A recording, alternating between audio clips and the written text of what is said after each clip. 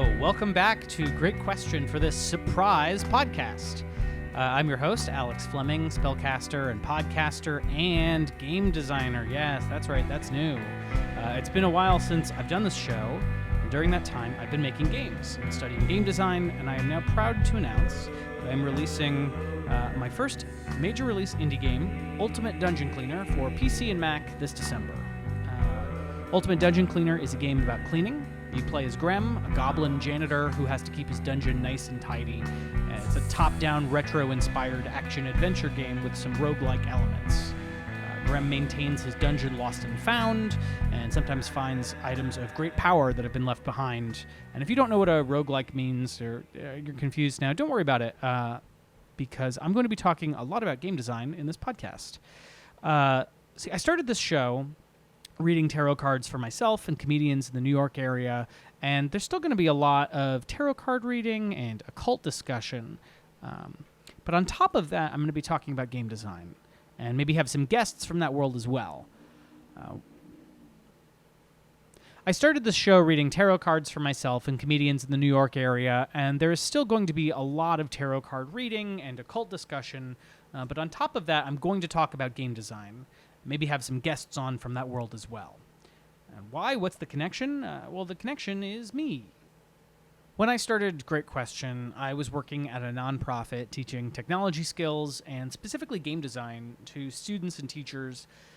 And I spent almost a decade doing this, learning how to program simple games in a variety of environments, learning Scratch and Unity, writing curriculum to teach other people how to make games. And in 2018, I took a class on using Unity, which is a program people use to make games and other software. And I started Ultimate Dungeon Cleaner in my spare time around then. And then this past June, because of COVID and other factors, I was let go from that job, which has been a little terrifying, but I've been taking this opportunity to try to fully transition into the games industry and to take the time to actualize as an indie developer. And recently, I attended the largest game-making conference, GDC, Game Developers Conference, virtually. And that's where tarot steps in. I've been doing daily card reads for myself along my entire journey as a game designer, but especially more recently. And I've been fighting intense imposter syndrome every step of the way here. But the cards they've been a source of strength and serenity and just helping me clear my mind and have a spiritual side.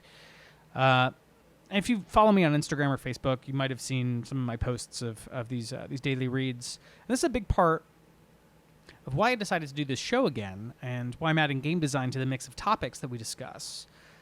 Because I've gotten so much out of these readings, and they've been hitting really hard lately. So the biggest example was GDC. On the first day, I felt awful. I felt like a complete fraud. I kept thinking, do I deserve to be in the games industry? Do I deserve to be able to make art that makes me happy? Or do I just have to focus on working for someone else for survival? Is there any way that I can do the things that I want to do? And I felt like I should just turn and run from it all. And then I did my daily draw that day at GDC. And I got, wait for it, the Tower. So if you've been listening to this show before or you know tarot, you probably know the Tower. It's one of the most emotionally charged cards in the deck. It's a card that says you are being imprisoned, either physically or in your soul or in both, and you need to break free. And I laughed out loud so hard when I saw the card. I mean, it felt like encouragement in some ways, because what I am doing is scary, and even though I might completely fail and fall on my face at this, but I do need to break free from what I think I'm capable of and what others have told me that I can do. So here I am now doing this podcast again and trying to be the person that I think I can be, a person I want to be, who is a person who makes games. So this is a surprise podcast. Please make sure you're subscribed. I'm going to be using the old Great Question feed. It was taken off of iTunes before because they changed their rules while I wasn't podcasting, but it should be back there very soon. And you can find this video on YouTube, or you can just listen to the audio on other podcast places. I'll have it up in all the usual spots. And I promise there's going to be a lot more coming, not just from myself. I'll definitely be reading other people's cards once I figure out how to do remote tarot reading with this COVID situation. But one segment I want to start doing, which I'll start doing right now. Welcome to the segment. I'm going to talk about the games that I've been playing and looking at them from a game design perspective. We'll get into more depth later. Right now, I've just been all over the map playing indie games and some old favorites. So a new game I just picked up. I just picked up a game on sale on Steam called Dead Cells, which is pretty fun. I don't really care about the plot. It's like kind of sci-fi. But it's got classic platformer action and a really cool visual style. It combines pixel art with a lot of fancy modern lighting effects and like cool shading. And I just find that really aesthetically pleasing. And it's also sort of an indie style that I'd like to try and emulate in some other ways in the future, because it has this nice, simple looking art, but with all these cool effects that are on top of them that make it look very, very modern and sleek, but also have this kind of retro look. And the gameplay itself too is very roguelike. I know I mentioned that word before, but it's for those of you who aren't familiar, it refers to this game called Rogue, which is a classic. It was like an @ sign moving around a bunch of characters on a screen, like not even real graphics, just characters from your keyboard. And you'd like go through a dungeon, and it was turn-based. And you try to get as far as you could go. The big hallmark of a roguelike is, in my opinion, is that there's usually a lot of randomly generated stuff, a lot of procedurally generated things, usually levels, but also like whatever you find or how your character progresses usually is from stuff that's random. And that's something that I'm trying to do in Ultimate Dungeon Cleaner a tiny bit, just to add some replay value, is to make sure there's some random elements every time you play the game. So yes, I've been playing Dead Cells a little bit. Just got it. I'll talk more about it in the future. And I've also been playing some shooter games, which are actually a little out of character for me. I don't usually play a lot of them. But the big one has been this top-down indie shooter called Nuclear Throne, among some other ones. But Nuclear Throne has been one of the biggest influences on Ultimate Dungeon Cleaner. So part of it are the sort of the roguelike elements. In Nuclear Throne, it's like a top-down shooter. The levels are procedurally generated, so they're randomly made, and you have this cool post-apocalyptic vibe with characters named Fish or Robot or Eyes, and this kind of goofy cartoon look that's got a sense of humor. But every time you beat a level, you get this choice between just a couple of power-ups, and it's random which ones you get to choose from. And that's been a big influence for Ultimate Dungeon Cleaner for the Lost and Found system. And trying to capture that, both that vibe of like, oh, I got something random at the end of my level, that just adds a lot of fun replay, because I'm terrible at this game. I keep playing the same first 3 levels over and over and over again, but because you always get new random stuff at the end of each level, and there's all these different characters to play with, I've been really enjoying it. And then it's also got this kind of like crazy, hyperactive feel to it, where there's all this stuff flying around the screen, and I kind of want to. It's got that top-down camera perspective, so I was trying to emulate that a little bit with the feel of Ultimate Dungeon Cleaner, where there's a timer, so you're trying to clean up the level as quickly as you possibly can, because your boss is going to kill you. He's going to be really mad if you don't finish cleaning it in time, because there's new adventurers who need to come through the dungeon and kill people and steal their treasure. But yeah, this was a big influence, Nuclear Throne. And the last game I've been playing a lot have been tabletop RPGs. I guess it's not a specific game. Specifically, it's been Dungeons & Dragons and then Index Card RPG. I have a lot to say about how these systems work, and I'll definitely be getting more into this at a later time, but I'm bringing it up now because I need to, because I'm actually publishing my first Dungeons & Dragons adventure. So for those of you who pre-order Ultimate Dungeon Cleaner, more info will be coming soon. Don't worry, there's you can't do it yet, but very soon. But if you pre-order Ultimate Dungeon Cleaner, you will get a free copy of this adventure, The Temple of the Clean One. I don't have a lot of details now, but I definitely want to get the word out so people know that this is coming soon, very soon. So keep your eyes peeled, your ears to the ground for the Temple of the Clean One. Because I've been working on it for a while. I'm very excited. It's going into playtesting soon, so I'll have some more details if you listen to the show. So that's what I've been playing, and now I just want to talk a little bit about the work I've been doing on Ultimate Dungeon Cleaner, and then we'll close off today's show with a tarot card read. Exciting. So with Ultimate Dungeon Cleaner, I've done a lot of development work this week already. It's been very programming heavy. A big milestone is I added 2 new items that have power-ups to the Lost and Found. So they were already items before, but I gave them power-ups. A magic hat and glasses, and the hat will double the effect of the power-ups that let you see more of the map. They're these eye power-ups from levels like 5 on that increase your vision across the board. If you're wearing the magic top hat, those will be twice as effective, last twice as long. And then the glasses will just increase your vision across the board, so you'll always be able to see further, just be a more of a zoomed out camera perspective in general.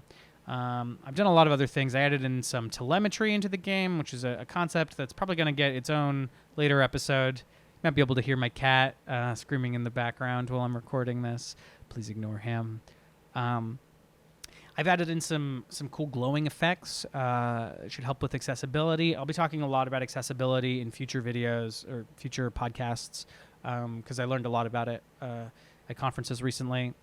And so I've been adding in these sort of glowing particle effects. Also to help just make you know you're special when you've got cool items equipped that give you special powers. I'll be getting into that in a lot more detail down the road. So next week, I want to add in an audio manager that's going to play music during Ultimate Dungeon Cleaner. I've got a lot of music ready to add to the game. It's downloaded in the project. I just need a digital DJ, like a little robo DJ, to shuffle the tracks, make sure music's playing only at the right time during the game time, put on different tracks during the Lost and Found section, stuff like that. And I'm going to update the user interface to make everything more readable, a little cleaner. And finally, last goal for next week is I want to add in relax mode. So I got some feedback at a conference. Someone who's made games, a lot of different indie games before. They were working on a Match 3 game, said they had a timer on it. Match 3 is like Candy Crush, like a game like that.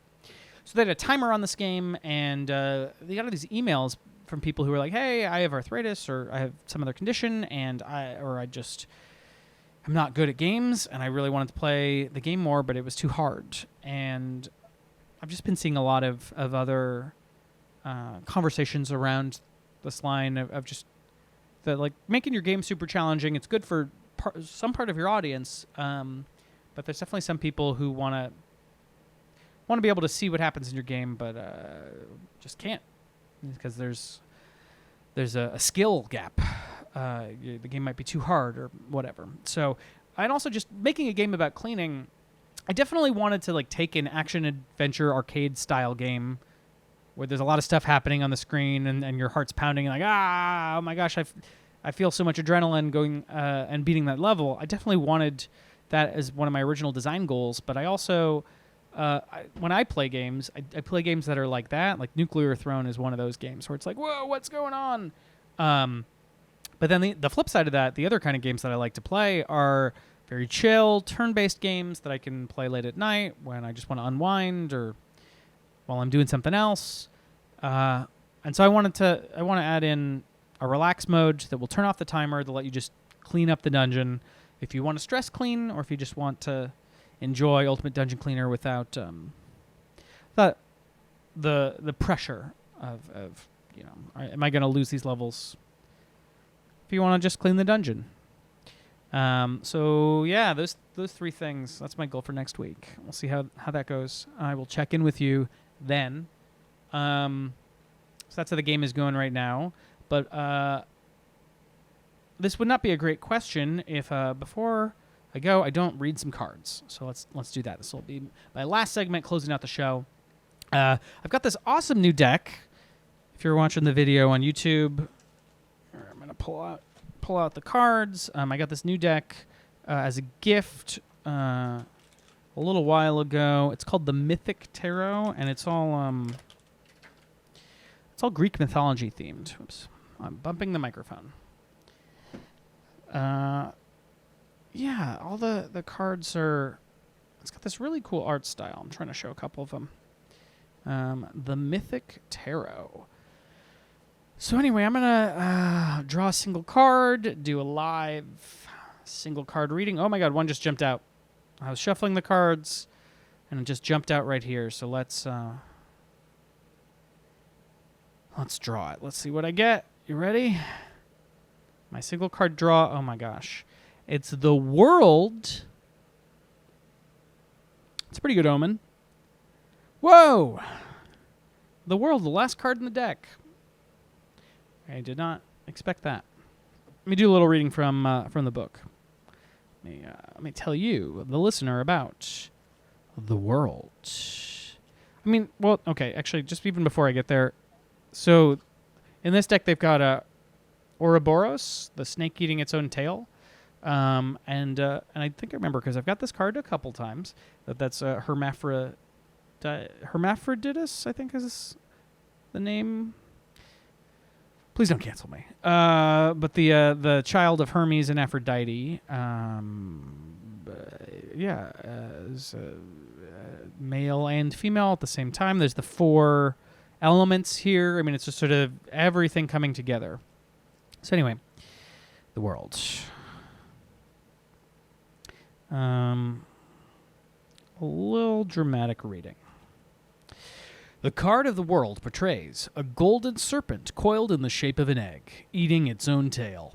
Within its circumference, a strange figure dances, half male and half female, winged, crowned with laurel leaves, and holding in each hand a golden staff.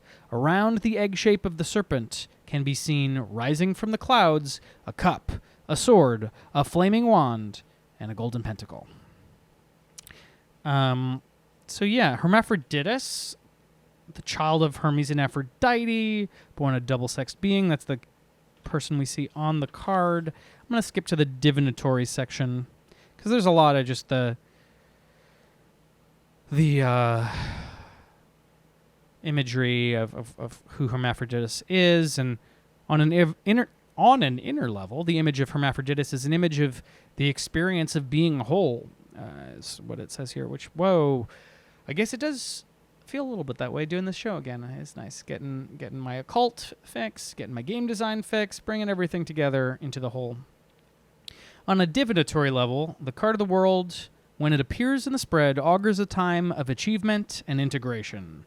This is a period of triumph at the successful conclusion of a matter, or in the reaching of a goal which has been worked hard for, but this peak is merely a glimpse of something mysterious and elusive, and the dancing Hermaphroditus becomes the fetus who eventually emerges from the cave as the fool. Thus, the great cycle of the major arcana ends where it begins. Thus, the great begins, for we might start with Hermaphroditus as the unborn potential of the personality, which ultimately leads to the birth of the fool, and so the circle, like the world snake, is complete. Whoa, that's heavy. What does that mean to me? I mean, yeah, I'm definitely bringing all of my interests together to be made whole here. I hope you enjoy them. I hope you enjoy this journey. And that's going to be it for the surprise podcast episode. I need to take that in because it was really, really reaffirming. The cards are telling me this is going to be a success, so I guess it will be. Stay tuned and find out. Thank you so much for joining me. You can follow me on Twitter at Alex H. Fleming with underscores in between the letters. You can find my work and the current beta of Ultimate Dungeon Cleaner at my website, sodabags.com. And you should be able to find this podcast there as well. Before I completely sign off, I want to make sure to shout out my amazing wife, Corey Spencer. Her book is coming out next month. It's called I'm Not Okay, You're Not Okay. It's a workbook. It's a sarcastic self-help book for the depressed. It's guaranteed not to help. It's hilarious. It's got all sorts of fun activities, like depression Mad Libs. And you can pre-order that now. You can follow them on Instagram at I'm Not Okay, You're Not Okay. I'll make sure to put that in the show description. Please, you can pre-order that now if you want to pre-order something. And make sure to follow me on Instagram at Sandwich Fleming. We'll talk about sandwiches some other time. But thank you so much for listening or watching. I'll see you next time. Thanks.